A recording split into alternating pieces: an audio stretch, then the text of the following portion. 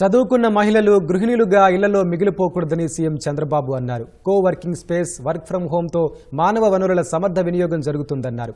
వీటి ద్వారా మహిళలకు ఉపాధి మార్గాలు అన్వేషించి అన్ని అవకాశాలు కల్పించాలని అధికారులను ఆదేశించారు. రాష్ట్రంలో కోవర్కింగ్ స్పేస్, నైబర్హుడ్ వర్కింగ్ స్పేస్ల అభివృద్ధిపై సీఎం చంద్రబాబు సచివాలయంలో అధికారులతో సమీక్ష నిర్వహించారు. కోవర్కింగ్ స్పేస్, వర్క్ ఫ్రం హోంతో మానవ వనరుల సమర్థ వినియోగం జరుగుతుందని ఆయన అభిప్రాయపడ్డారు.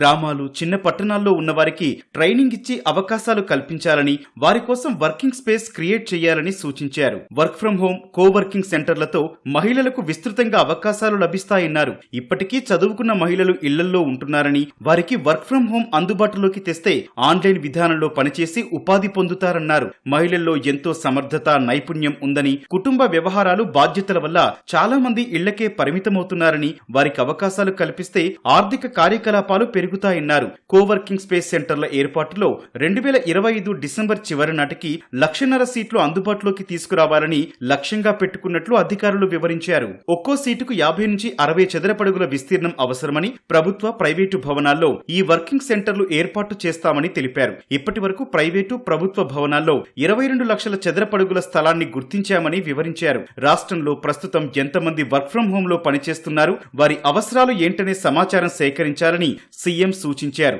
రతన్ టాటా ఇన్నోవేషన్ హబ్ ల ఏర్పాటుకు రాష్ట్రంలో 5 చోట్ల భవనాలను గుర్తించాలని ఆదేశించారు. ఆ ప్రాంతంలోని పరిశ్రమలను, విద్యా సంస్థలను ఇన్నోవేషన్ హబ్ లకు అనుసంధానం చేయాలని స్పష్టం చేశారు. ఏపీ మిషన్ కర్మయోగి కార్యక్రమంపై సీఎం సమీక్షించారు. కెపాసిటీ బిల్డింగ్ కమిషన్ తో ప్రభుత్వం అక్టోబర్ నెలలో ఒప్పందం చేసుకుంది. ఏపీ కెపాసిటీ బిల్డింగ్ పాలసీపై అధికారులతో సీఎం చర్చించారు. శిక్షణ కార్యక్రమాల ద్వారా ప్రభుత్వ ఉద్యోగులు, అధికారుల నైపుణ్యాభివృద్ధిపై ప్రభుత్వం దృష్టి సారించింది.